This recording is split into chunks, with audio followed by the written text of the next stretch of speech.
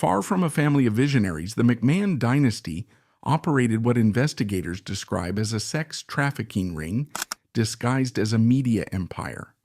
For decades, they presented themselves as the first family of sports, but behind the curtain, they operated a fortress of non-disclosure agreements designed to hide sex trafficking, steroid abuse, and domestic tyranny.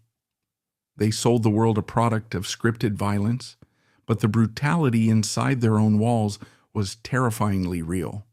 This is a bloodline where a father allegedly threatened his son with a knife, a daughter was commodified for ratings, and loyalty was enforced through fear and hush money. From the glitz of WrestleMania to the silence of the federal courtroom, this is the forensic profile of the McMahons, a family that conquered the world by selling fake fights while committing real crimes in the dark.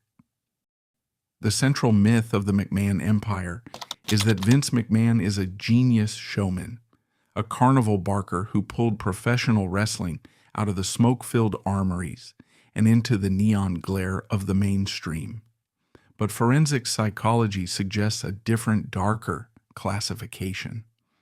Vince McMahon is not merely a promoter, he is a survivor of extreme childhood trauma who constructed a billion-dollar fortress to protect himself from the world. The character of Mr. McMahon, the strutting, power-hungry, abusive billionaire he played on television, was never a fictional creation. It was a confession.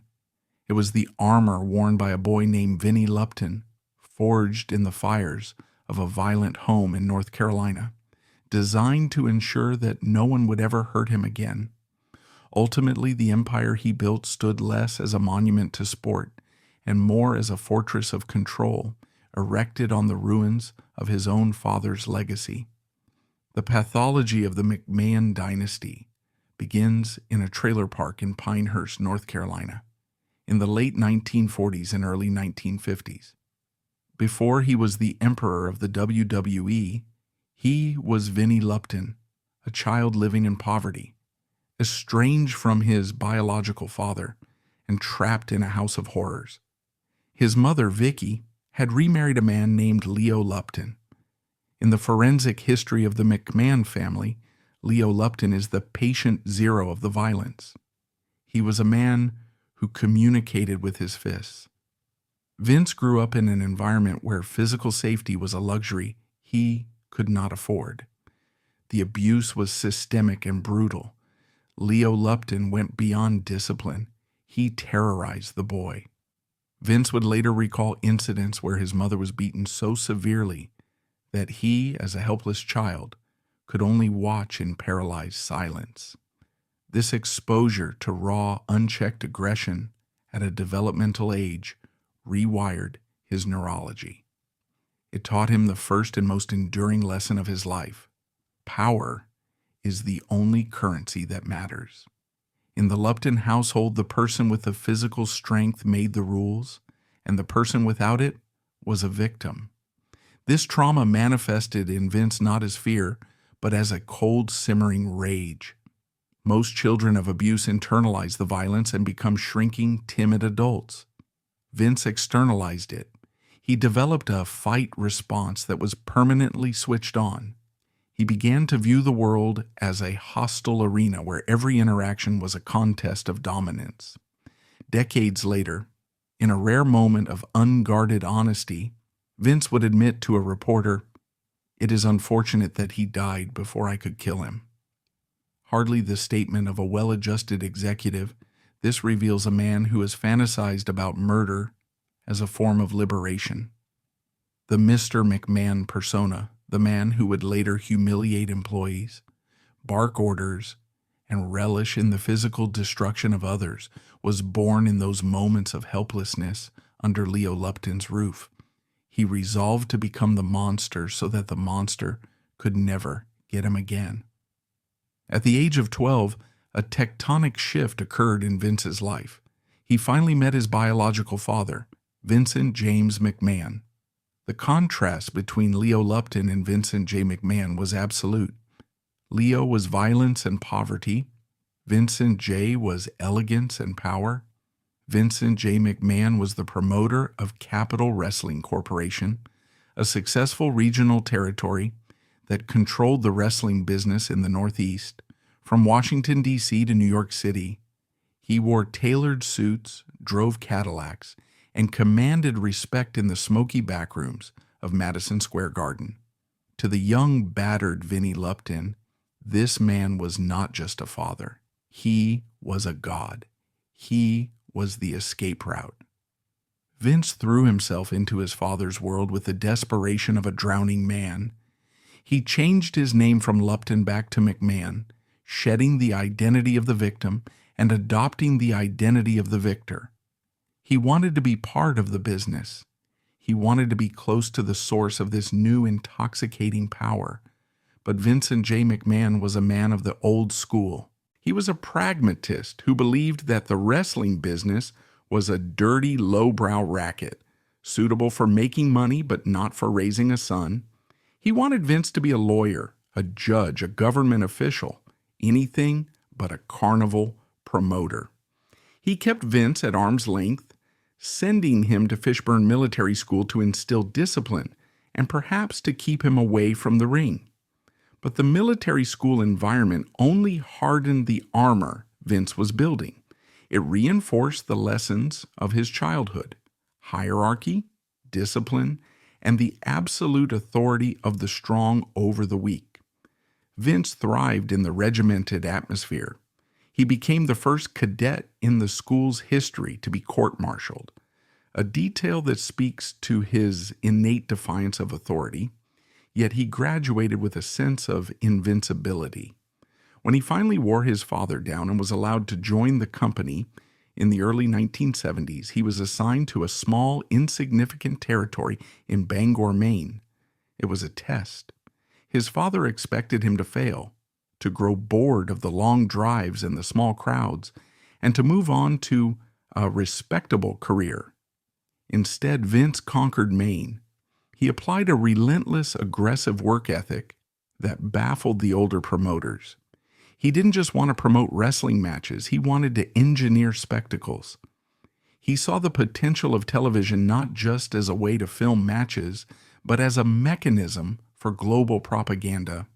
While his father was content running a profitable regional business, maintaining the status quo, Vince was looking at the horizon with the hunger of a predator.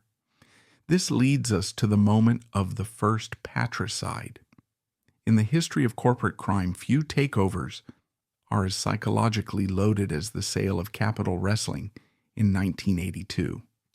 It was not a hostile takeover in the legal sense, but it was a moral assassination. The wrestling industry in 1982 was governed by a fragile piece known as the territory system. The United States was divided into regional fiefdoms, overseen by the National Wrestling Alliance. The promoters, Vern Gagne in Minnesota, the Von Erichs in Texas, Jim Crockett in the Carolinas, and Vincent J. McMahon in the Northeast, had a gentleman's agreement.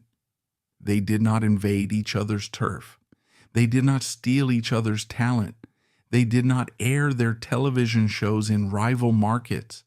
It was a cartel designed to ensure that everyone ate, everyone made money, and order was maintained. Vincent J. McMahon was a pillar of this system. He was a man of his word, respected by his peers for his integrity and his adherence to the code. Vince K. McMahon, however, viewed the code as a weakness. He saw the NWA not as a brotherhood, but as a collection of dinosaurs waiting for the meteor. He approached his father with a proposal to buy the company. Vincent J., nearing retirement and suffering from cancer, agreed. But the sale was predicated on a specific unspoken promise.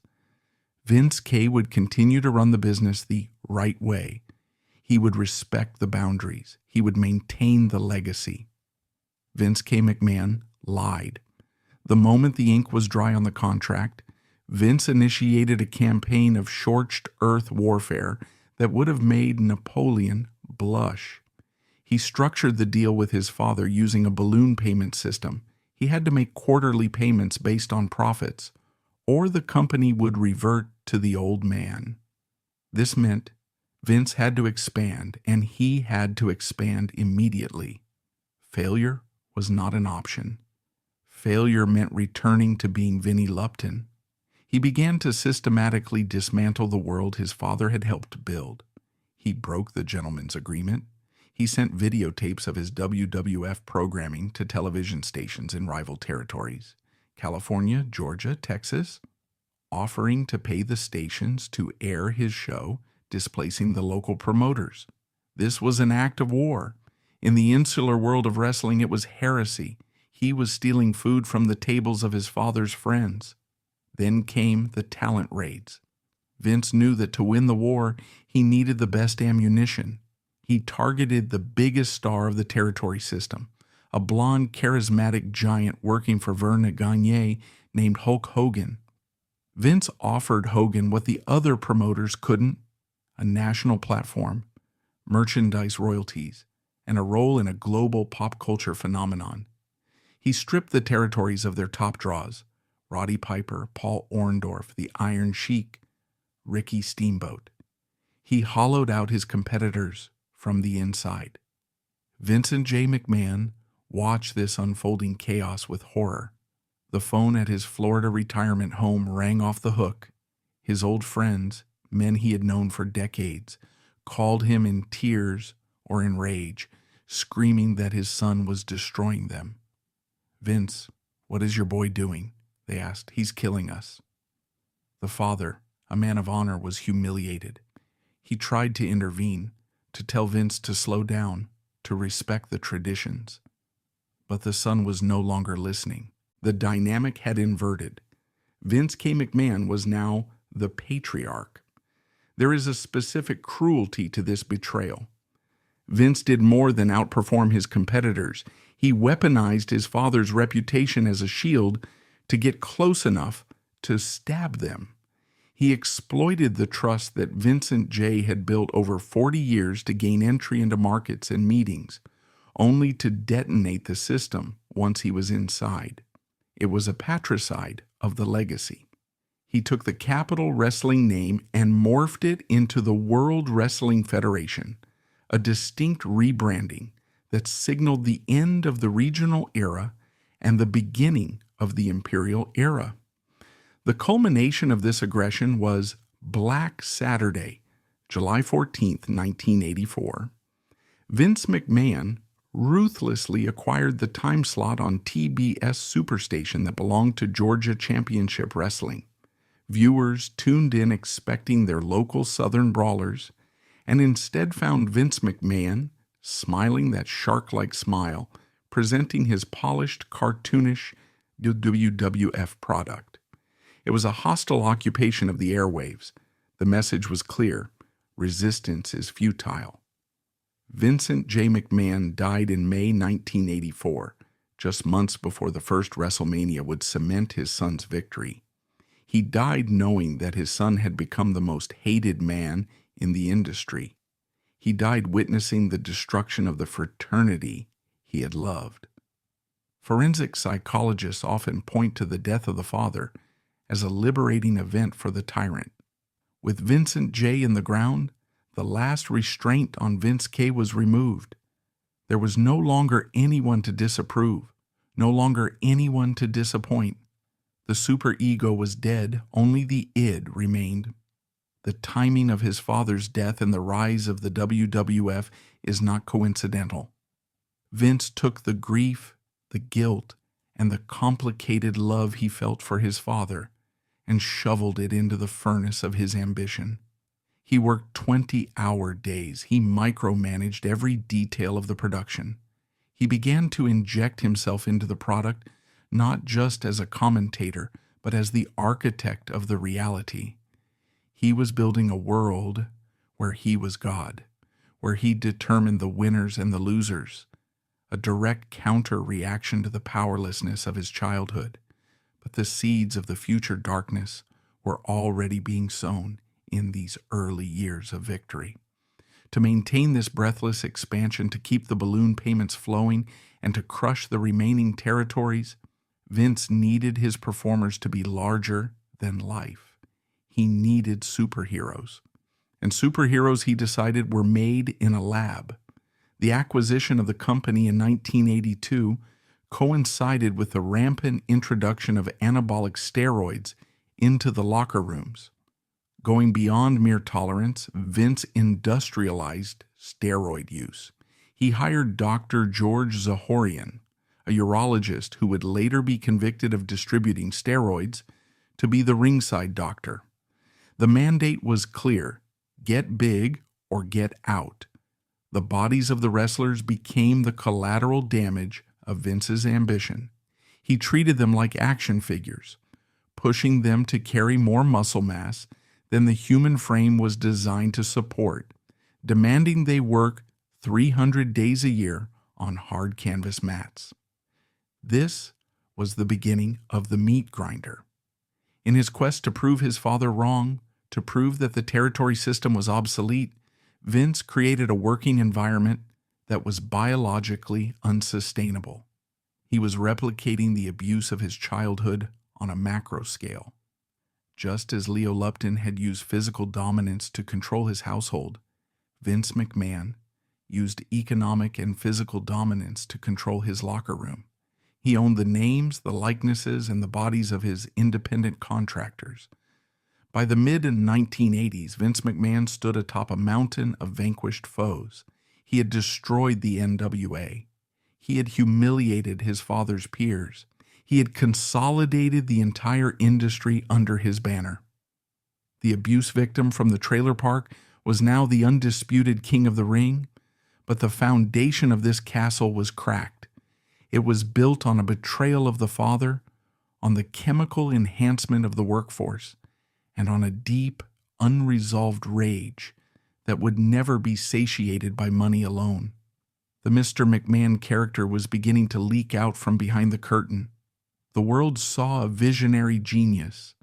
The forensic profile saw a man who had simply traded the violence of the fist for the violence of the contract. The first patricide was complete, but the appetite for destruction had only just been whetted. The ghosts of the ring boys were waiting in the wings. By the late 1980s, the World Wrestling Federation was more than a mere wrestling promotion. It was a cultural hallucination that had intoxicated the American public. Vince McMahon had successfully sold the world on a Technicolor dreamscape, a Saturday morning cartoon come to life where American heroes battled foreign villains, where good always triumphed over evil, and where the bodies of the gladiators were chiseled from granite. Hulkamania was running wild, generating hundreds of millions of dollars in merchandise, ticket sales, and pay-per-view buy rates, effectively burying the gritty, smoke-filled regional territories of the past.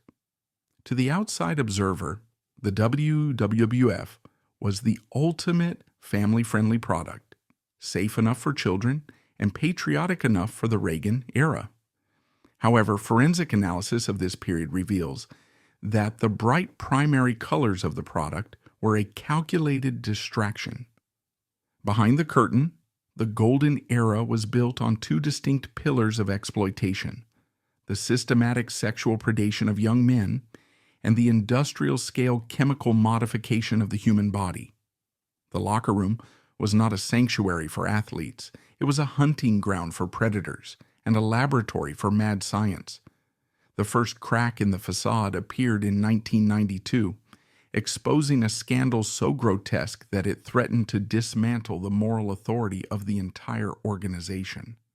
This was the Ring Boy scandal, a dark, festering chapter that has been aggressively scrubbed from the company's official history, but remains a cornerstone in the forensic profile of the McMahon leadership style. It serves as the historical precedent for every cover-up that followed, establishing a pattern of behavior that prioritized the protection of the inner circle over the safety of the vulnerable. The mechanics of this abuse were facilitated by the strict, almost feudal hierarchy of the wrestling world in the 1980s. At the very top were the stars, the gods who lived on Mount Olympus and flew first class. Below them were the agents and executives who wielded administrative power. At the very bottom of the food chain were the ring boys. These were often teenagers or young men, aspiring wrestlers or die-hard fans who were hired for meager pay, sometimes as little as $50 a night, to do the heavy, invisible labor. They assembled the 20-foot steel ring, set up the lighting rigs, and drove the massive production trucks from town to town. They were transient, vulnerable, and desperate to be part of the magic, and their proximity to the stars was their payment. This desperation made them perfect targets for grooming. The man overseeing this crew was Mel Phillips. To the television audience, Phillips was a quirky, harmless figure, a diminutive ring announcer often seen wearing a tuxedo and a bow tie, frantically scurrying away from the giants in the ring. Behind the scenes, however, Phillips was a predator who allegedly operated with a terrifying degree of impunity. Phillips held the keys to the kingdom for these boys. If they wanted to keep their jobs and stay on the road, they had to please Mel. The modus operandi described by the victims was a classic predatory script, one that forensic psychologists see repeated in institutions plagued by systemic abuse. It began with isolation and the testing of boundaries. Phillips would invite the young men to travel with him in his personal car rather than the crew bus, buying them dinners and offering gifts to build a false sense of trust. The grooming process quickly escalated into bizarre requests. Phillips famously had a foot fetish, an obsession that was an open secret within the company. He would offer the boys extra cash to remove his shoes and massage his feet during the long drives between cities. For a teenager with no money and a dream of making it in the business, the line between an eccentric boss and a sexual predator was blurred by the power dynamic. When the boys complied with the foot massages, the demands escalated further, moving from feet to legs and eventually to coerced sexual acts. This was not a case of a single rogue employee operating in the shadows. As the evidence suggests, it was a pervasive culture. Allegations also swirled around Terry Garvin, a former wrestler turned high-ranking talent relations executive, and Pat Patterson, Vince McMahon's right-hand man and the creative genius behind the matches. The ring boys were treated not as employees but as perks of the job for the executives, dehumanized and interchangeable. The scandal exploded into the public consciousness when a brave young man named Tom Cole stepped forward. Cole was the patient zero of the McMahon whistleblower era, a ring boy who claimed he was aggressively pursued, harassed, and abused by Phillips. When Cole finally rejected the advances, the retribution was swift and he was fired, a retaliatory strike designed to silence him. But Cole did not go quietly. In 1992, the story broke in the mainstream media when Cole appeared on The Phil Donahue Show, the biggest talk show of the era, and detailed a toxic environment where sexual compliance was the currency for job security. He spoke of the psychological terror of being a teenager trapped in a car with a powerful executive who refused to take no for an answer, describing a company where human resources existed to protect the predators rather than the victims. The response from the McMahon hierarchy was a masterclass in crisis management and moral bankruptcy, utilizing a playbook they would use again 30 years later. Publicly, Vince McMahon feigned shock and outrage, issuing statements condemning the behavior, while Mel Phillips and Terry Garvin were forced to resign. Pat Patterson also stepped down temporarily, though he vehemently denied the allegations. It appeared, for a brief moment, that the company was cleaning house, but the forensic evidence of the aftermath tells a story of cover-up and complicity. Tom Cole was not treated as a victim to be supported, but as a liability to be neutralized. Vince McMahon personally intervened, and the company reportedly pressured Cole into a settlement involving a sum of money in exchange for silence. The most damning detail, however, lies in the fate of the predators. Mel Phillips, the man at the center of the allegations, was not permanently exiled. In a move that defies all ethical logic, Phillips was quietly rehired by the company shortly after the media heat died down. He was brought back not to be an announcer, but to handle special projects and manage the ring crew again. This decision is the smoking gun of the McMahon philosophy. By rehiring the man accused of molesting the staff, Vince McMahon sent a clear, chilling signal to his entire organization that the safety of children was secondary to the utility of his friends. Sexual predation was not viewed as a disqualifying moral failing. It was viewed as a public relations inconvenience to be managed. This established the precedent for the cover-up culture that would fester for another 30 years, making the Ring Boy scandal the prototype for the NDA-fueled silence that would characterize the later decades. While the sexual predation was destroying the souls of the support staff, a different kind of rot was destroying the bodies of the performers. The 1980s and early 90s were the era of the body guy. Vince McMahon had a specific aesthetic vision for his superstars, desiring giants and comic book characters made of flesh. He wanted veins that looked like garden hoses, shoulders that looked like cannonballs, and muscles that defied human physiology. He was selling a superhero fantasy, and he needed his actors to look the part. But the human body has genetic limits. No amount of training or diet can turn a 220-pound man into a 300-pound monster with 5% body fat. To achieve the WWF look, the roster had to turn to chemistry, turning the locker room into a pharmacy and the wrestlers' bodies into laboratories. The dealer-in-chief was Dr. George Zahorian, a Pennsylvania urologist who became the Candy Man for the wrestlers. Zahorian was a fixture at the arenas in the Northeast, distributing anabolic steroids, painkillers, and sleeping pills with the efficiency of a fast food franchise. The mechanics of the operation were brazen, with packages from Zahorian arriving at arenas via Federal Express, addressed to the wrestlers, but often collected by management. In the locker room, doctors would set up shop, handing out vials of decadurabolin and testosterone cypionate alongside bottles of Halcyon and Percocet. The culture was so pervasive that steroid use wasn't just tolerated. It was practically a job requirement.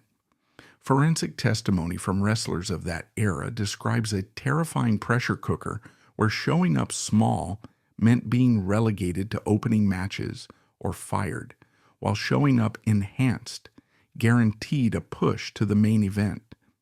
Vince McMahon, himself a voracious bodybuilder, set the standard. He was the ultimate alpha male, training at 2 a.m. and carrying a physique that was suspiciously muscular for a corporate executive in his 40s. He was not just the boss, he was the gym partner, normalizing the chemical enhancement. The visual evidence of this era is irrefutable, seen in the bodies of the Ultimate Warrior, the British Bulldog, the Warlord, or Hulk Hogan. These were men carrying massive amounts of lean muscle with the telltale signs of heavy androgen abuse, chemical sculptures, built to satisfy Vince McMahon's visual fetish for mass. The cost was internal and devastating. The steroids ravaged their organs, thickening heart walls and raising blood pressure to stroke levels, while painkillers created a cycle of addiction. The stars of the golden era were rotting from the inside out, dying to entertain. In 1991, the federal government finally took notice. The Dr. Zahorian trial exposed the pipeline, and the trail of evidence led straight to the top, Vince McMahon. In 1993, the United States Department of Justice indicted Vince McMahon on charges of conspiracy to distribute anabolic steroids and defrauding the FDA. This was the trial of the century for the wrestling world, United States versus McMahon. The stakes were existential. A conviction meant up to 8 years in federal prison and the certain death of the WWF.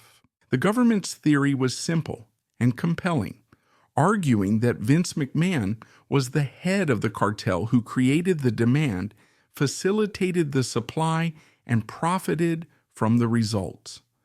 The trial took place in the summer of 1994 and became a surreal piece of legal theater. The prosecution called a parade of wrestlers to the stand, but the star witness was Hulk Hogan. Hogan was the face of the company, the man who had told millions of children to train, say your prayers, and eat your vitamins. Under oath, Hogan was forced to admit that the vitamins were actually syringes of illegal hormones. However, in a twist that forensic historians and legal scholars debate to this day, Hogan's testimony was not the kill shot the prosecution expected. While he admitted to using steroids and receiving them with Vince's knowledge, he testified that Vince had never explicitly ordered him to take them. He claimed he took them for his own personal reasons, to help heal injuries and maintain his physique. This distinction between ordering and enabling was the lifeline Vince's lawyer, the brilliant and ruthless Jerry McDevitt, seized upon. McDevitt dismantled the government's case by painting Vince not as a drug lord, but as a naive businessman who simply let independent contractors do what they wanted with their own bodies. It was a defense built on plausible deniability, the favorite shield of the corporate criminal, arguing that he didn't tell them to break the law, he just created an environment where breaking the law was the only way to succeed. The jury, perhaps confused by the nuances of the law or charmed by Vince's charisma, bought it. On July 22, 1994, Vince McMahon was acquitted on all counts. The verdict was a shock to the legal observers who had seen the mountains of evidence regarding the steroid culture, but the acquittal was a watershed moment in Vince McMahon's psychological profile. It was the moment the cement hardened. A normal man, having stared into the abyss of federal prison, might have emerged humbled and cautious. Vince McMahon did the opposite. He emerged emboldened, interpreting the not guilty verdict as divine validation. He had fought the United States government and won, facing the full power of the law and walking away unscathed. This moment crystallized the invincible God complex that would define the next 3 decades of his rule. He began to believe that he was untouchable, that he could talk his way out of anything, buy his way out of any scandal, and outsmart any adversary. Post-trial, the mask came off completely. Vince stopped pretending to be the smiling, clean-cut announcer on television and began to transition into the character of Mr. McMahon, the evil, tyrannical owner.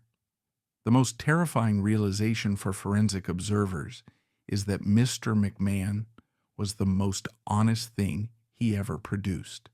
The character who degraded women, mocked the disabled, destroyed his enemies, and ruled by fear on screen was simply the unleashed ID of the man who had survived the steroid trial.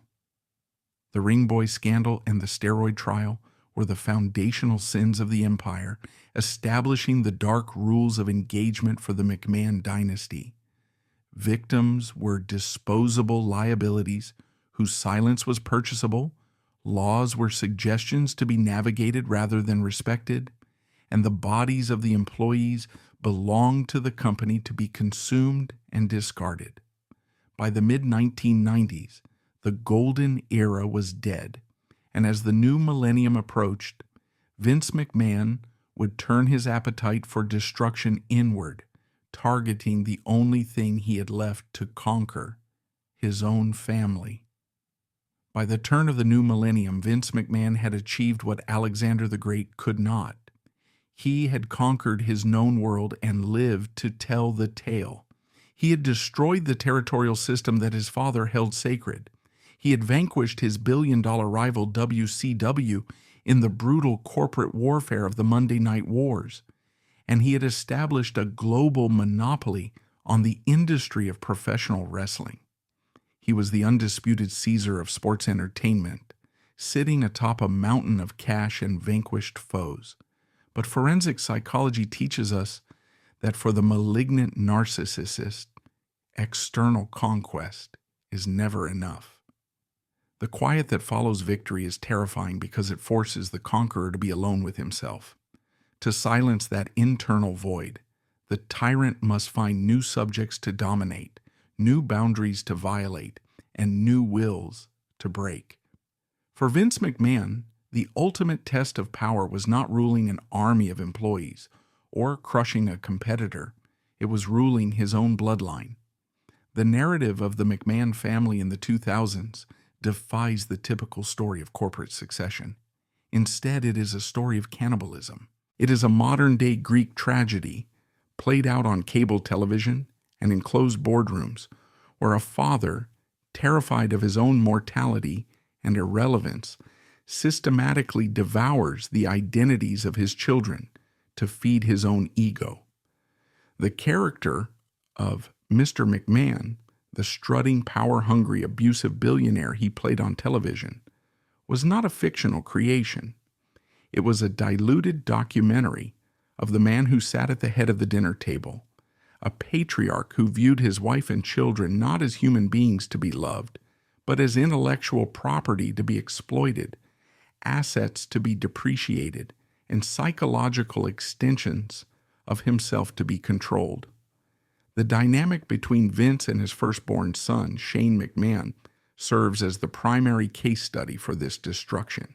In any traditional business dynasty, from the Fords to the Murdochs, the eldest son is the heir apparent, groomed with care to take the throne and carry the legacy forward. But Vince McMahon suffered from a deep-seated psychological condition often referred to by historians and psychoanalysts as the Laius complex, named after the mythical Greek king who, fearing a prophecy that his son Oedipus would kill him, attempted to destroy the child. Vince harbored a primal subconscious fear that his son would one day surpass him, overthrow him, and replace him. To Vince, Shane was not a legacy. He was a clock ticking down the seconds of Vince's own relevance.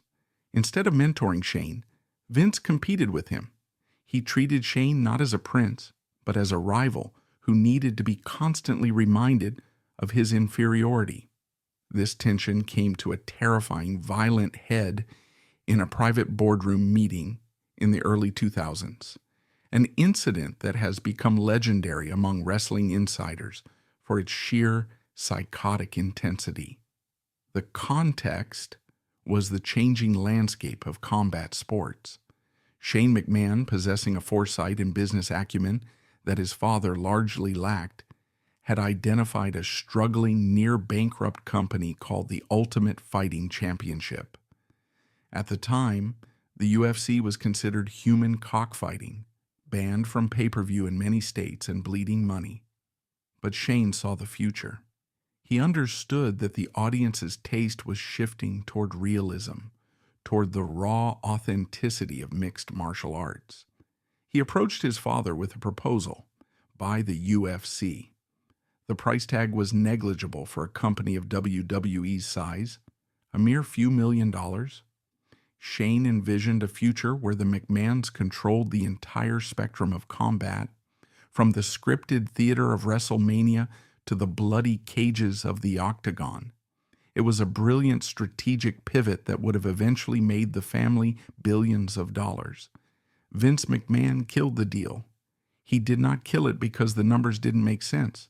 The financial risk was minimal. He killed it because it was Shane's idea.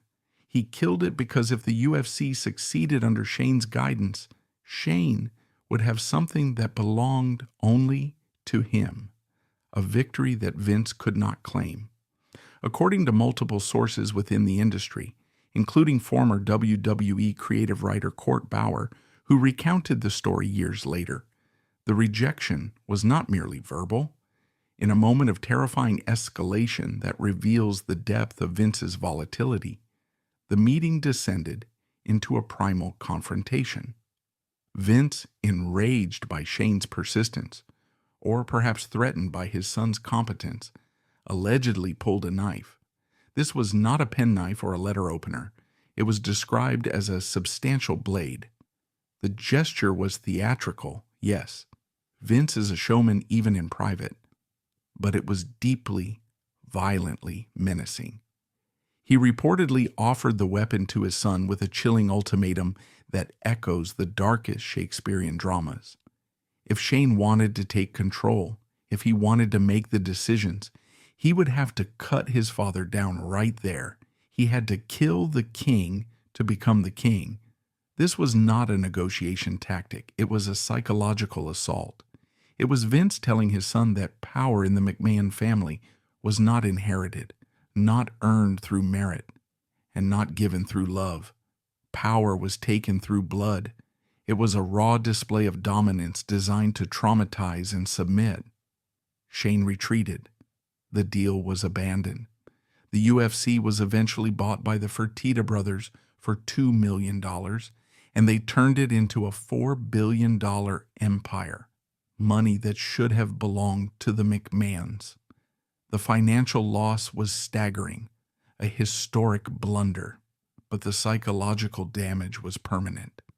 Shane McMahon realized in that boardroom that he would never be allowed to succeed on his own terms within his father's kingdom. He was trapped in a double bind. If he failed, he was weak and unworthy. If he succeeded, he was a threat to be neutralized. This realization eventually drove Shane to self-exile in 2009, leaving the company and the country to escape the suffocating shadow of a father who would rather see the business fail than see his son get the credit for saving it. If Shane was the rival to be crushed, Stephanie McMahon was the possession to be used. The forensic profile of Vince's relationship with his daughter is perhaps the most disturbing aspect of the entire saga, crossing the boundaries of decency into the realm of emotional incest and sexual exploitation. To Vince, Stephanie was not just a daughter. She was a female character in his play, and in Vince's world, female characters existed for one primary purpose: to be sexualized, humiliated, and controlled. The most grotesque evidence of this pathology lies in the creative pitches Vince made regarding Stephanie's real-life pregnancies. These are not rumors. They are confirmed by Stephanie herself in video interviews, recounted with a nervous laughter that belies the horror of the memory. When Stephanie became pregnant with her first child in 2006, Vince saw an opportunity for great television. He pitched a storyline where he, her biological father, would be revealed on national television as the father of her unborn child. He wanted to enact an incest storyline, casting himself as the patriarch who had impregnated his own daughter. When Stephanie, understandably horrified and disgusted, refused this pitch, Vince did not back down or apologize. He simply pivoted to Plan B. If he couldn't be the on-screen father, then perhaps Shane, her brother, could be. He suggested a storyline where the siblings had engaged in an incestuous relationship. From a forensic and psychological perspective, this is not simple shock TV or pushing the envelope. It is a window into a deeply disordered mind that does not recognize the incest taboo or the autonomy of his children. It suggests a desire for total godlike ownership. By suggesting he impregnate his daughter, Vince was subconsciously asserting that he was the alpha and the omega of her existence. He created her, and he could create through her. He wanted to collapse the family tree into a single point: himself. He wanted to be the father, the grandfather, and the creator. erasing any outside genetic influence.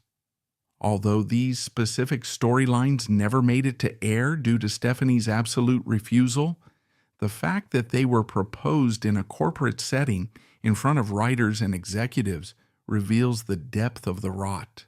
It shows a man who had lost the ability to distinguish between his twisted fantasies and reality. What did make it to air, however, was a systematic campaign of humiliation and violence. For years, Vince booked Stephanie in segments where she was verbally abused, called filthy, slut, whore, and bottom feeder by male wrestlers, often under his direction. But the physical violence was even more jarring. In the 2003 pay-per-view event No Mercy, Vince booked himself in an I Quit match against his own daughter. More than a wrestling match, what unfolded was a ritualistic beating. The imagery of that night was nightmarish. A father, significantly larger, stronger, and steroid-enhanced, brutally beat his daughter in the center of the ring. He choked her with a lead pipe. He threatened to strike her with a steel chair. He grabbed her by the throat and slammed her to the mat. The crowd cheered, desensitized by years of violent programming, but forensic observers saw a domestic abuse fantasy played out as sport. Vince was publicly disciplining the unruly female, reasserting his physical dominance over the child he had created.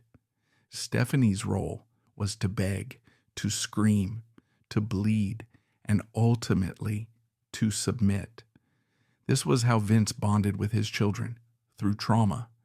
He was teaching her that love and pain were indistinguishable and that her body belonged to the business. It was a conditioning process that hardened Stephanie, stripping away her softness and molding her into the queendom executive, a ruthless corporate shark who mirrored her father's lack of empathy because empathy had been beaten out of her. Presiding over this house of horrors was Linda McMahon, the matriarch. For decades, the public narrative, carefully crafted by WWE PR, painted Linda as the dignified one, the quiet, suffering wife who stood by her eccentric husband with grace. She was the yin to his yang, the rational business mind behind the creative chaos. But forensic analysis of the family dynamics suggests that Linda, rather than being a passive victim, served as a calculated enabler. She was the Lady Macbeth of the saga, a woman who traded her dignity, her protective maternal instincts, and her moral compass for wealth, power, and political access. The most symbolic representation of Linda's role occurred during the Attitude Era in a storyline that eerily, almost cruelly, mirrored her real-life emotional paralysis. On television, Linda was portrayed as comatose, a sedated, catatonic woman confined to a wheelchair, staring blankly ahead while the world burned around her. While she sat frozen and helpless, Vince openly flaunted his affairs with younger women, specifically the wrestling diva Trish Stratus, right in front of her face. In one infamous segment that aired to millions of households, Vince drugged his wife to ensure she was unconscious and then engaged in heavy petting and kissing with his mistress directly over Linda's unmoving body. While this was scripted entertainment, the psychological subtext was screamingly loud. It was a metaphor for the reality of their marriage. Vince had been publicly unfaithful for years, with rumors of affairs, sexual coercion of employees, and ring boy scandals swirling around him. Linda had learned to turn a blind eye, to enter a state of emotional catatonia to survive the humiliation. She chose the lifestyle over the truth. She chose the mansions in Greenwich, the private jets, and the status over the protection of her marriage vows. But her complicity went deeper than just enduring affairs. Linda McMahon was the CEO of the company during the height of the Ring Boy scandal. She was the one who signed the checks. She was the one who oversaw the human resources department that rehired predators like Mel Phillips. She was the one who navigated the steroid trials alongside Vince. She knew where the bodies were buried because she helped dig the holes. Her silence was transactional. Linda McMahon used the fortune built on this dysfunction, a fortune built on steroid abuse, sexual exploitation, and the destruction of her family's privacy, to launch her own political career. In the late 2000s and early 2000s, Linda spent over $100 million of this blood money on 2 failed United States Senate runs in Connecticut.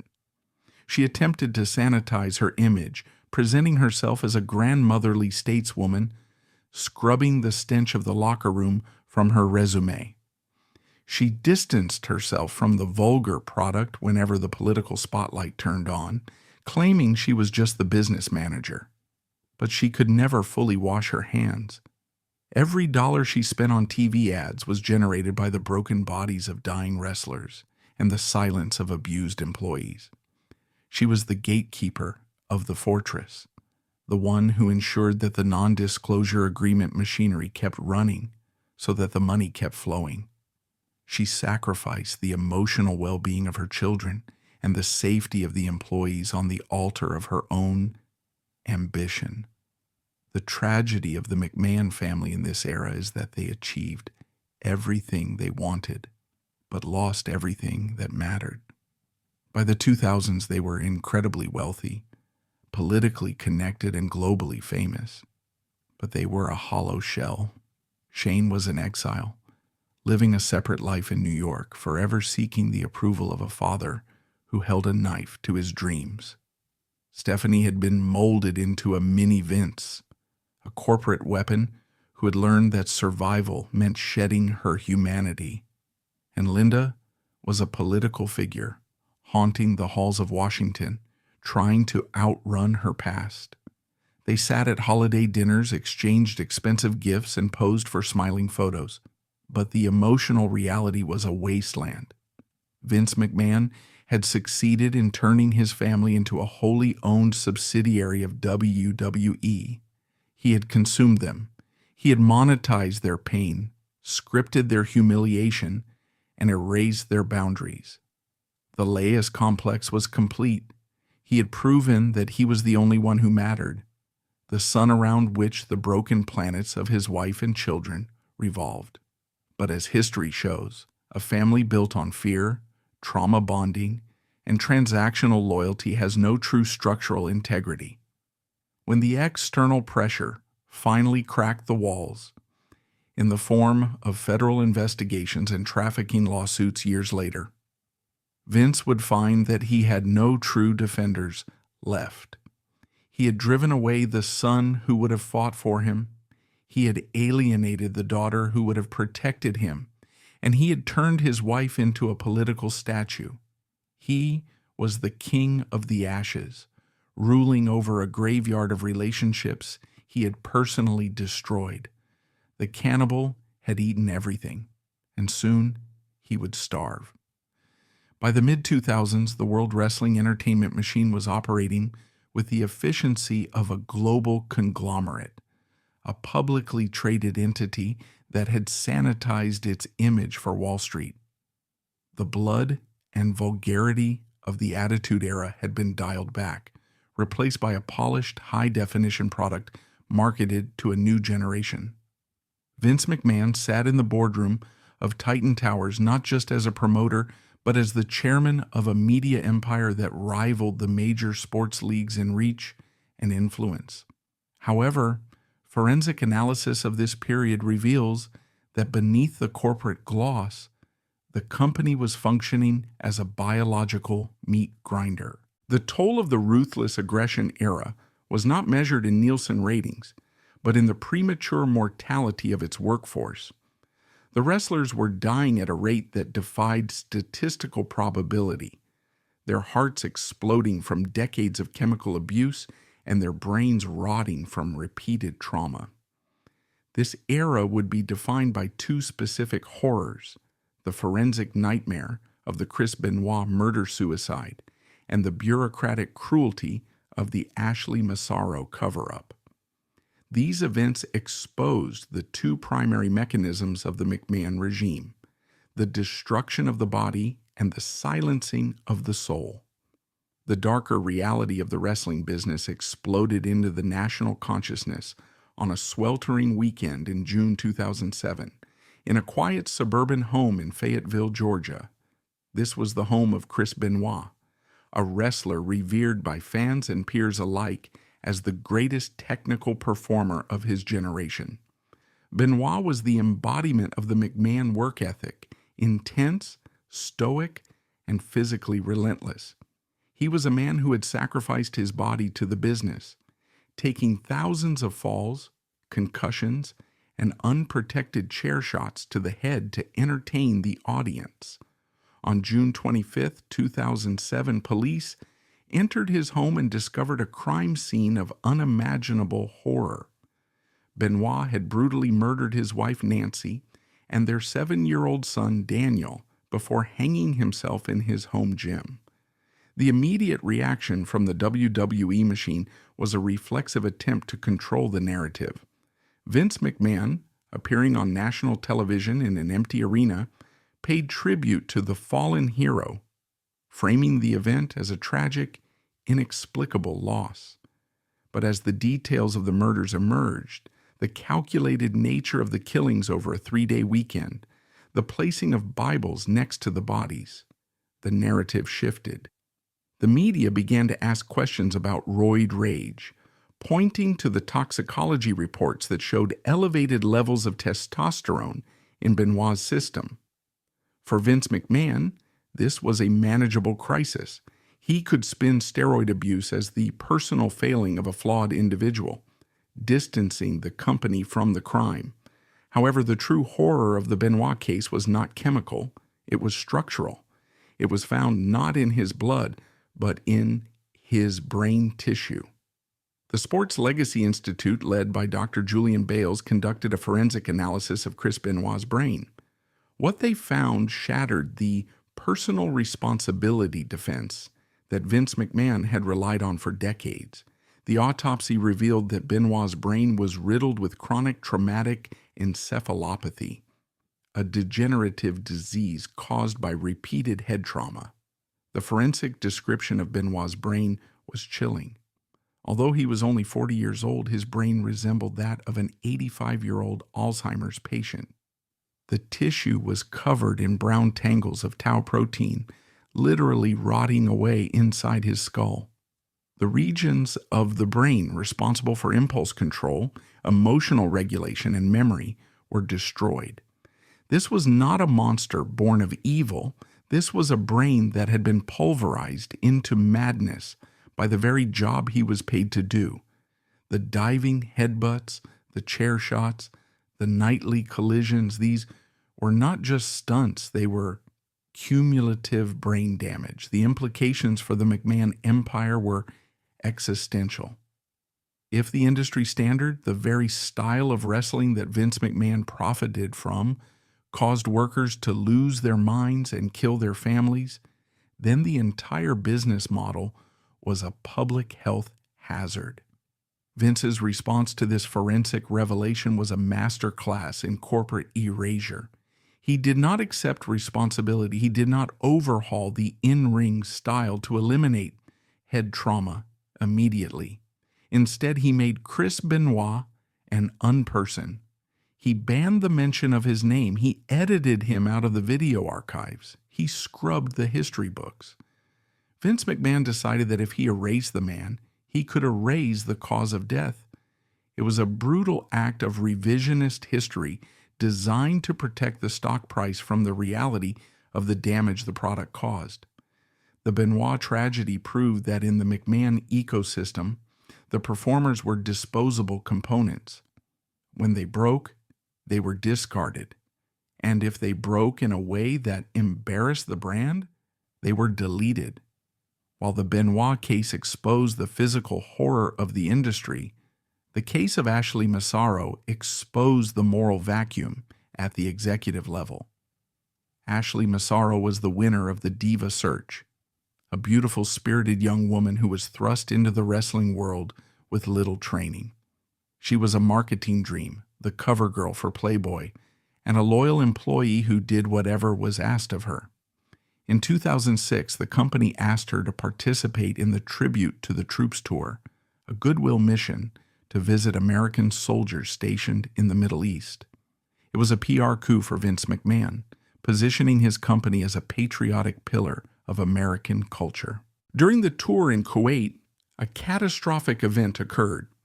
According to a sworn affidavit Massaro would later submit, she was sexually assaulted and raped by a U.S. military doctor at a base clinic. She was drugged, paralyzed, and violated while ostensibly under the protection of the company she worked for. The trauma of the event was compounded by what happened when she returned to the United States. Massaro, terrified and broken, did what any employee would do. She reported the incident to her superiors. The meeting that followed is one of the darkest moments in the history of corporate negligence. Massaro met with Vince McMahon and his right-hand man, Kevin Dunn, the executive producer of WWE television. Massaro expected support, legal aid, or at least human empathy. Instead, she received a cold, calculated lesson in corporate priorities. According to her testimony, Vince McMahon and Kevin Dunn did not express outrage at the crime. They expressed concern for the brand. They allegedly told her that the WWE had a crucial, lucrative partnership with the U.S. military. They told her that revealing the rape would ruin the relationship between the wrestling company and the armed forces. They told her that for the good of the company, she needed to be a good soldier and bury the trauma. The phrase, "take one for the team," was implied in every silence. Vince McMahon, the man who played a tough guy on TV, looked a rape victim in the eye and told her that the company's stock price and PR image were more important than her justice. They did not just ask for her silence, they orchestrated it. The legal machinery of the company kicked into gear, not to prosecute the rapist, but to ensure Massaro never spoke publicly. This was the silencing machine at work. It was a system designed to prioritize the institution over the individual at every turn. Ashley Massaro, like Tom Cole before her, learned that she was not a person to Vince McMahon. She was a liability. The psychological toll of this suppression was lethal. Ashley Massaro carried the secret of her assault for over a decade, the trauma festering in the darkness of the non-disclosure agreement culture. She suffered from depression, addiction, and the crushing weight of injustice. In 2019, Ashley Massaro took her own life. She was 39 years old. In her suicide note and the legal documents she left behind, she pointed a finger directly at the McMahon empire. Her death was not just a suicide. It was the delayed result of a corporate policy that treated human dignity as a tradable commodity. Vince McMahon had sacrificed her soul to protect his quarterly earnings. The mechanism that enabled both the erasure of Benoit and the silencing of Massaro was the weaponization of the legal system, specifically the non-disclosure agreement. Under the guidance of his longtime attorney Jerry McDevitt, Vince McMahon constructed a legal fortress that made the truth prohibitively expensive. The NDA was not just a contract, it was a psychological cage. It stripped victims of their voice, their history, and their ability to heal. Forensic analysis of the company's financial records, which would later be exposed in the 2022 internal investigation, revealed the existence of a black fund. This was a system of off-the-books payments, often mislabeled in the corporate ledger, designed to pay hush money to women and former employees. Over the course of 16 years, Vince McMahon paid nearly $20 million to suppress allegations of sexual misconduct, infidelity, and harassment. This money was not charity, it was a bribe. It was the cost of doing business for a predator. The brilliance of the silencing machine was how it isolated the victims. A woman who signed an NDA was legally barred from speaking to the press, to the police, or even to other victims. She was trapped in a silo of silence, believing she was alone. This prevented the formation of a collective voice, a Me Too moment, for decades. Vince McMahon understood that if the victims ever found each other, his empire would crumble. So he bought them off, one by one, using the immense wealth generated by the wrestlers' broken bodies to ensure his own survival. The juxtaposition of the Benoit and Massaro cases paints a complete forensic picture of the McMahon leadership style in the 2000s and 2010s. On one hand, you had the physical exploitation. Wrestlers were encouraged to work through concussions, to take dangerous risks, and to abuse their bodies until their brains rotted, resulting in murder-suicide. On the other hand, you had the moral exploitation. Victims of sexual violence were coerced into silence to protect corporate partnerships. The graveyard of champions was filling up. Eddie Guerrero died of heart failure at 38. Umaga died of a heart attack at 36. Test died of an overdose at 33. Chyna died of an overdose at 46. Ashley Massaro died by suicide at 39. These were not accidents. They were the statistical inevitabilities of a system that operated without a safety net, a system where the wellness policy introduced after Benoit's death was often a PR smokescreen that could be bypassed by the top stars. Vince McMahon presided over this necropolis with a terrifying detachment. He continued to produce the show. He continued to strut to the ring. He continued to sign checks to make problems go away. He believed that the graveyard was just the cost of doing business, and that the silence of the dead was his greatest asset. But forensic history teaches us that trauma cannot be buried forever.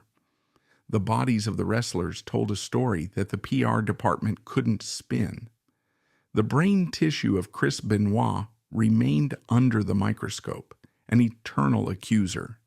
The affidavit of Ashley Massaro remained in the legal archives, a ticking time bomb. The silencing machine was powerful, but it was not perfect. It required constant maintenance, constant cash, and constant fear. And as Vince McMahon aged, as his judgment faltered and his appetite for depravity grew, the machine began to creak. The NDAs were piling up. The secrets were becoming too numerous to contain.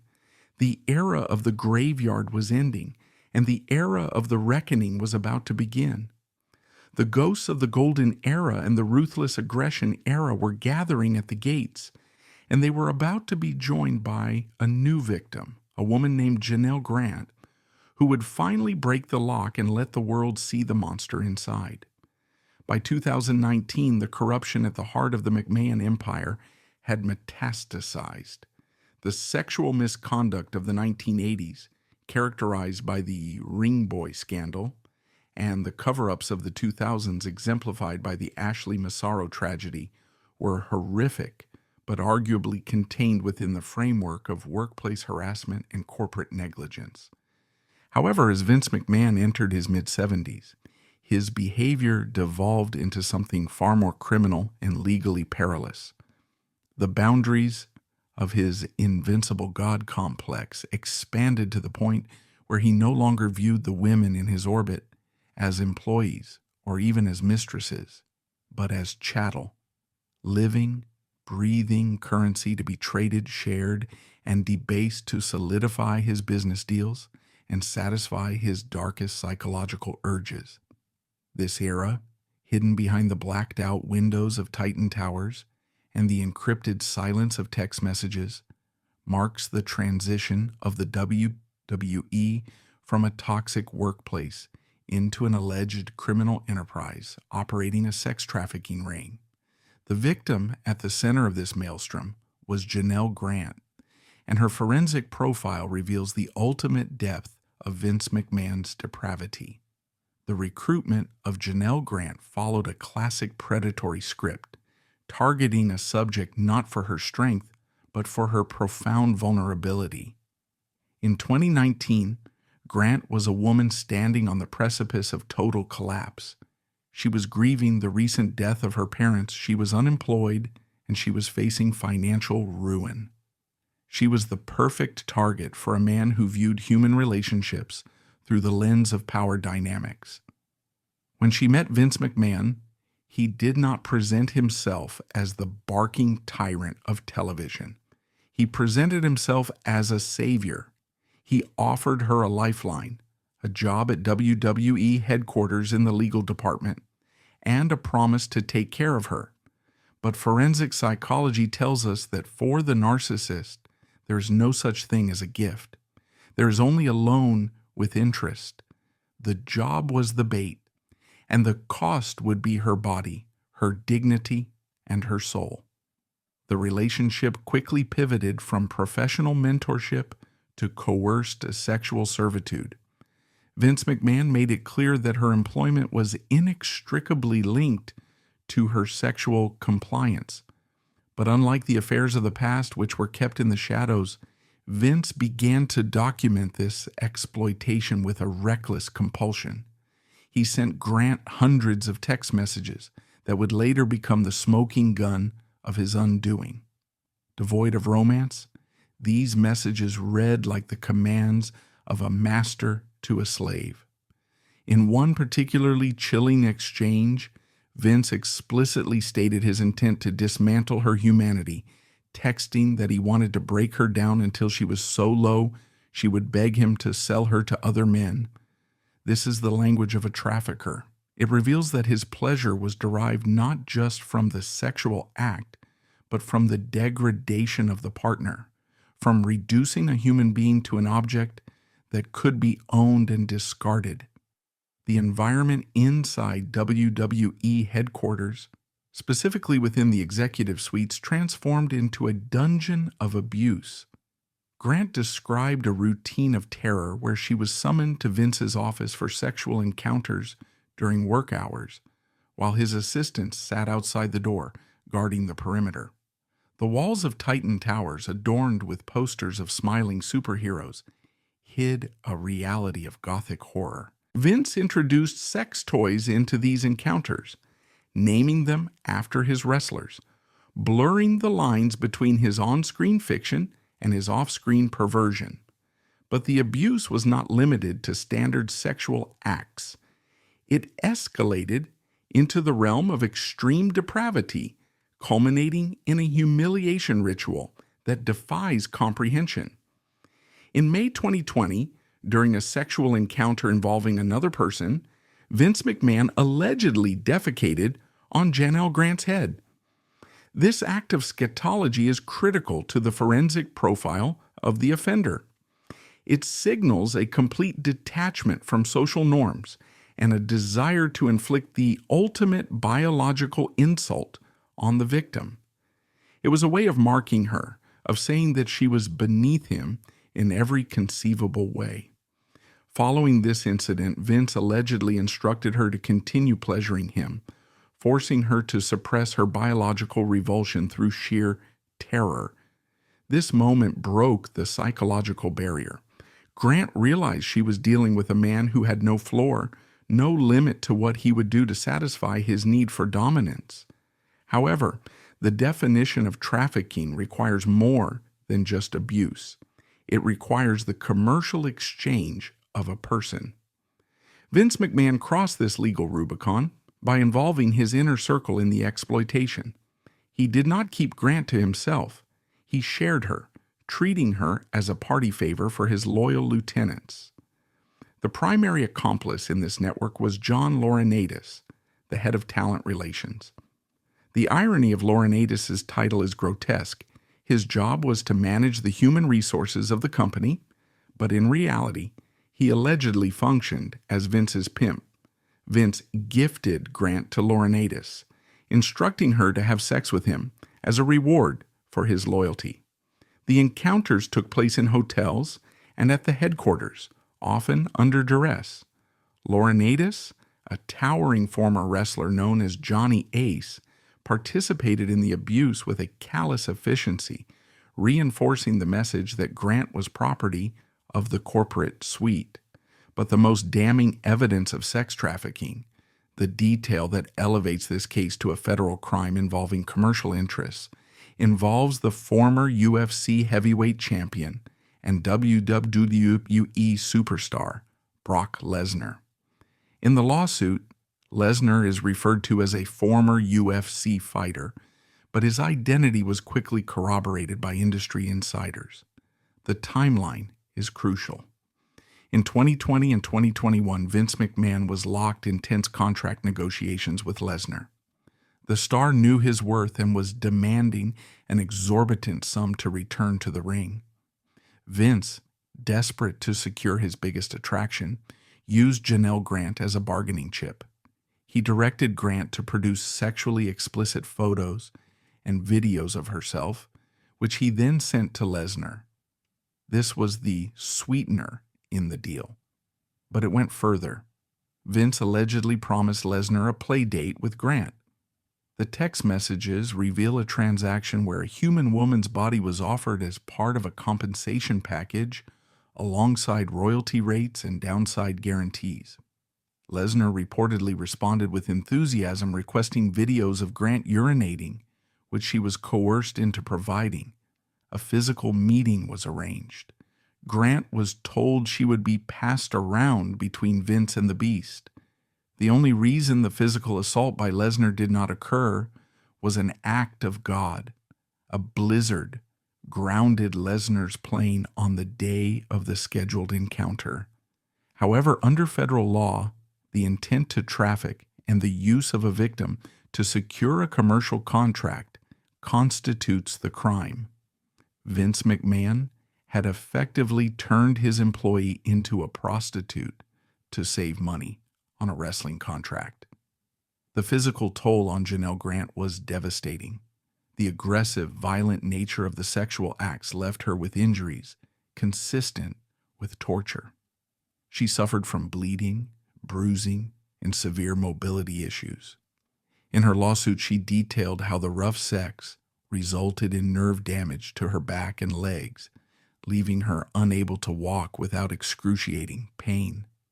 To keep her functional, Vince allegedly instructed her to use a massage chair and take painkillers, treating her like a damaged piece of equipment that needed maintenance to remain in service. The cruelty was absolute. When she expressed pain, she was ignored or mocked. When she tried to set boundaries, she was reminded of her precarious financial situation. By 2022, Vince McMahon decided that Grant was no longer useful. She was broken, physically and emotionally, and she had become a liability. He initiated the discard phase of the narcissistic cycle. He pressured her to sign a non-disclosure agreement in exchange for $3 million. This was the silencing machine at work again, the same mechanism that had buried Ashley Massaro. Grant, desperate to escape the orbit of her abuser and needing money for medical treatment, signed the document. She was moved out of the company to a no-show job, erased from the building, just as Chris Benoit had been erased from the archives. However, Vince McMahon's arrogance became his downfall. He made a fatal error. He stopped paying. After the initial installment of $1 million, the payments ceased. Perhaps he felt he was untouchable. Perhaps he believed Grant was too terrified to speak even without the money. But by defaulting on the payments, he voided the contract. He invalidated the very NDA that protected him. Furthermore, the nature of the crimes, sex trafficking and RICO violations, rendered the NDA unenforceable under federal law. You cannot contractually agree to cover up a felony. The forensic profile of this period reveals a man who had completely lost touch with reality. Vince McMahon believed he was operating in a sovereign state where the laws of the United States did not apply. He believed that the tactics of the 1980s, intimidation and hush money, would work in the 2020s. He failed to realize that the world had changed. The Me Too movement had shifted the cultural landscape. The federal government was cracking down on human trafficking, and the victims were no longer suffering in silence. When Janel Grant filed her 67-page lawsuit in January 2024, it was not just a legal complaint, it was an autopsy of the McMahon soul. The document laid bare the text messages, the dates, the locations, and the names. It exposed the threesomes in the office while employees worked down the hall. It exposed the complicity of the board members who looked the other way. It exposed the reality that the WWE, a company listed on the New York Stock Exchange, had been used as a front for the sexual gratification of its chairman. The details of the Grant case induced a wave of nausea across the wrestling world and the business community. The sponsors, Slim Jim, Mars, TKO, recoiled in horror. This was not wrestling drama. This was a crime against humanity. The image of Vince McMahon defecating on a woman's head became the defining metaphor for his legacy. A powerful man who shat on the people below him because he believed they existed only to absorb his filth. As the Department of Justice opened a criminal investigation into these allegations, issuing subpoenas and seizing phones, the walls of the fortress finally began to crumble. The Predators network was exposed. John Laurinaitis was fired and turned on his former boss, claiming he was a victim of Vince's control as well. Brock Lesnar was quietly pulled from creative plans and erased from the video games. And Vince McMahon stood alone in the ruins of his reputation. The trafficking of Janel Grant was the final straw. It was the moment the Reynolds curse of moral decay reached its terminal velocity. The biology of the family had been corrupted, the bodies of the wrestlers had been destroyed, and now the legal immunity of the patriarch had been shattered. There were no more moves left on the chessboard. The genius was revealed to be a monster, and the empire was revealed to be a cage. The only thing left was the fall. By the winter of 2022, Vince McMahon appeared to be a man who had successfully outrun his own shadow. Following the initial leaks of the hush money scandal, he had briefly stepped down, retiring to his penthouse in a performance of contrition that forensic observers immediately recognized as a strategic pause rather than a genuine exit. To the outside world, it seemed the system had finally worked. The board of directors had investigated, the money had been identified, and the patriarch had been put out to pasture. But Vince McMahon operated on a timeline that disregarded public sentiment. In his mind, he was not a retired CEO. He was a monarch in temporary exile, plotting a restoration. What followed in early 2023 was one of the most ruthless corporate counter-coups in American business history, a maneuver that proved his tactical brilliance remained intact even as his moral compass had completely disintegrated. However, this final act of dominance would ultimately prove to be his fatal error, the trapdoor that he opened beneath his own feet.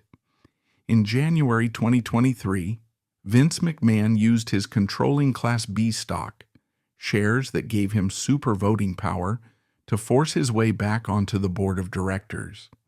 It was a hostile takeover of his own company. He fired the independent directors who had investigated him, reinstating himself as the executive chairman. His daughter, Stephanie, who had been serving as co-CEO and bringing a modernized, sanitized face to the brand, immediately resigned. Forensic analysis of this moment suggests it was the final fracture of the family unit. Stephanie saw the writing on the wall. She knew that her father's return was a kamikaze mission. She chose to eject before the crash. Vince was now alone at the helm, surrounded only by yes men and the ghosts of his past. His objective was clear: to sell the company. Vince McMahon realized that the only way to secure his position and bury the scandals was to merge his kingdom with a larger entity, one powerful enough to shield him from the growing storm. He initiated a sale process that culminated in April 2023 with a deal that shook the sports world. WWE was sold to Endeavor, the parent company of the UFC, run by the ruthlessly efficient super agent Ari Emanuel. The two companies, WWE and UFC, would merge to form a new publicly traded combat sports giant called TKO Group Holdings. On paper, this looked like Vince's ultimate victory. He had turned the regional promotion he bought from his father for $1 million into a $9 billion global juggernaut. He was named executive chairman of TKO. He stood on the balcony of the New York Stock Exchange, ringing the opening bell, his hair dyed a defiant jet black, his face sculpted by surgery, looking down at the world he had conquered. He believed he had found a new protector in Ari Emanuel, a fellow shark who understood the rough nature of the fight business. He believed that by selling the company, he had laundered his reputation, burying the hush money and the sexual assault allegations under a mountain of new capital. But forensic history reveals that this was a catastrophic miscalculation born of arrogance. In his desperation to stay in power, Vince McMahon had committed the cardinal sin of the tyrant. He gave away the keys to the castle. By selling WWE to Endeavor, Vince lost the one thing that had protected him for 40 years, his controlling vote. In the old WWE, he was the emperor. He could not be fired because he owned the majority of the voting power. In the new TKO, he was merely an employee, a high-ranking one, yes, but an employee nonetheless, answerable to a board he did not control, and a CEO, Ari Emanuel, who was beholden to shareholders, not loyalty. Vince McMahon had unwittingly signed his own death warrant. He had walked into a trap where his invincible God complex was no match for the cold, hard math of Wall Street liability. The trap sprung on January 25, 2024.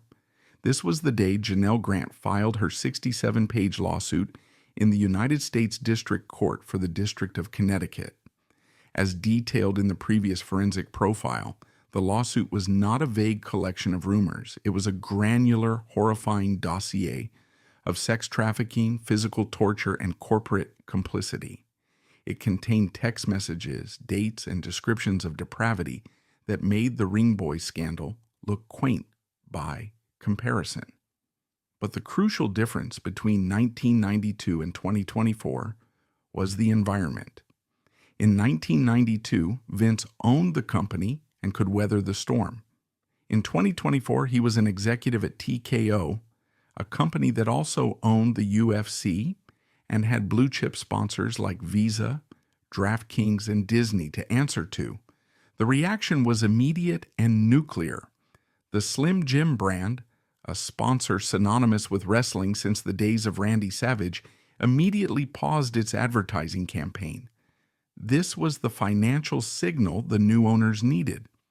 Ari Emanuel and Mark Shapiro, the leaders of TKO, did not view Vince McMahon as a genius or a father figure.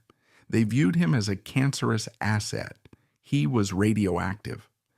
In the corporate calculus, keeping Vince McMahon meant losing hundreds of millions of dollars in sponsorship and stock value. The decision was made in minutes, not months. The phone call that ended the McMahon dynasty did not involve a negotiation. It was an execution. According to reports, Vince was told that his position was untenable. There would be no fight, no media spin, no Mr. McMahon strutting down the ramp to challenge God. He was told to resign, effective immediately. On January 26, 2024, less than 24 hours after the lawsuit was filed, Vince McMahon submitted his resignation. He was stripped of his titles, removed from the board, and effectively evicted from the building he had built. There was no retirement party. There was no tribute video. There was just the sudden, sterile silence of a key card being deactivated. The emperor had not just been overthrown, he had been erased. But the fall of Vince McMahon was not just a corporate firing. It was the beginning of a damnatio memoriae, the ancient Roman practice of condemning the memory of a fallen tyrant. The new regime moved with terrifying speed to scrub his existence from the product. His profile was removed from the website. He was edited out of the WWE 2K24 video game showcase mode.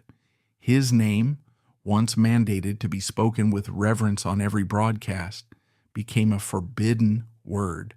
The commentators were instructed to ignore his legacy. The documentaries were shelved. TKO Group Holdings understood that to survive, they had to perform a surgical excision of the tumor. They had to prove to the world that WWE was no longer the McMahon family business.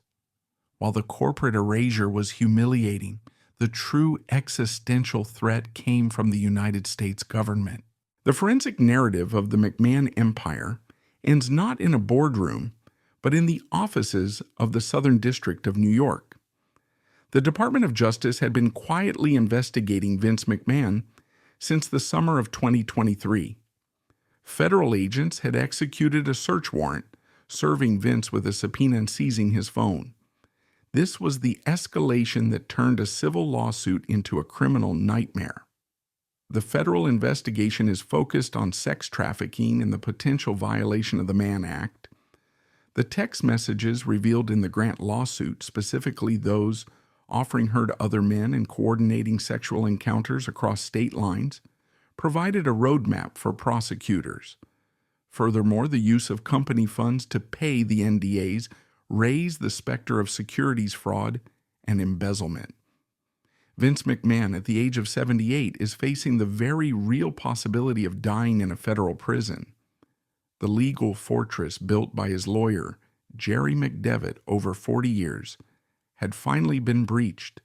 The NDAs were worthless. The boys in the back were turning state's witness. The omerta of the wrestling business had been broken by the sheer weight of the evidence. The final autopsy of the McMahon dynasty reveals a tragedy of Shakespearean proportions. This is a family that conquered the world but lost its soul.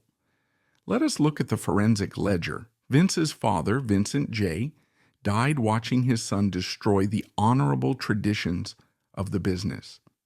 Vince's brother Rod lived and died in obscurity, estranged from the madness.